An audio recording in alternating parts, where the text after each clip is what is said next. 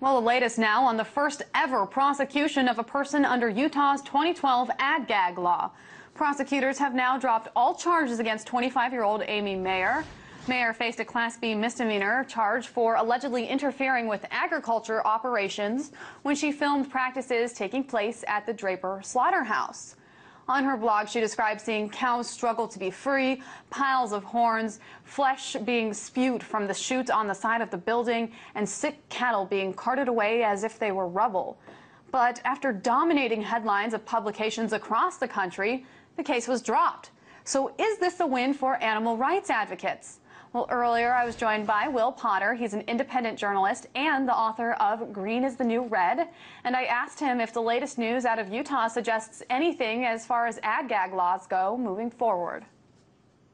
I think it really reflects that the biggest way and most effective way to fight these bills around the country is just like the most effective way to expose abuses on factory farms, and that's to shine a light on it and expose what's happening. What happened in Utah is as soon as news of this prosecution broke out, people were outraged. I mean, it literally went viral and got hundreds of thousands of views, and just 24 hours later, the prosecutors dropped all charges. And to me, that really reflects the state of this legislation. The industry wants it on the books, but when it comes to enforcing it, I think there's going to be a difficult road ahead. So let's break this down into two parts. First of all, let's talk about this case specifically. I understand that this case is a little bit more unique in the fact that she was actually on public property. Do you think that the prosecution used that as an excuse to drop these charges in the midst of unpopular press? Absolutely. I mean, if you look at Utah's law, which is still overly broad and very vague, it doesn't include this type of activity like filming from the side of the road or filming from public property.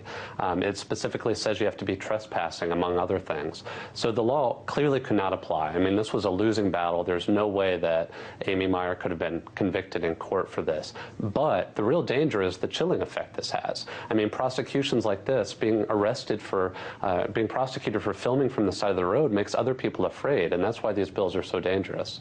Well, and let's talk about the other caveat to this. The owner of that meatpacking factory was actually the mayor of this Utah town. He is currently. So isn't that a conflict of interest?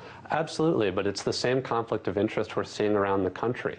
In Iowa, the very first ag-gag law that was passed in the last legislative session, the sponsors all had close ties to the agriculture industry. We're seeing a similar pattern with that in Pennsylvania and Tennessee, which is now considering a veto. Industry is in close ties with politicians on this, and that really should make everyone pause. And how do you think the media actually played into this?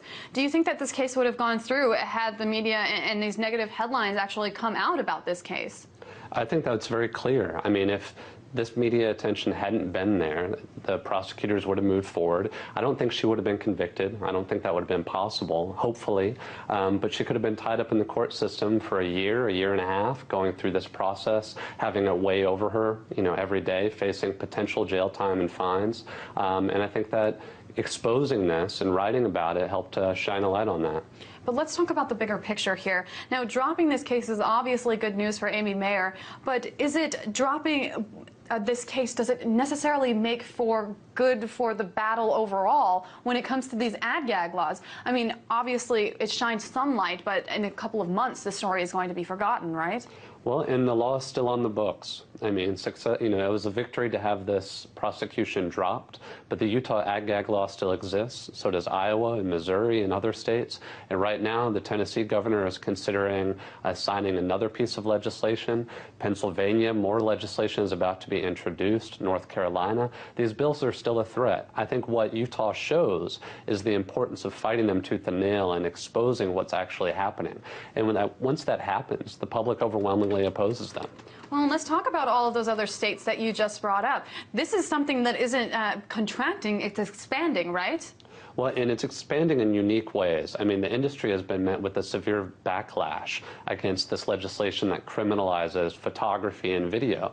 And what we're seeing now are new bills being introduced that don't even mention photography and also don't even mention factory farms and agriculture.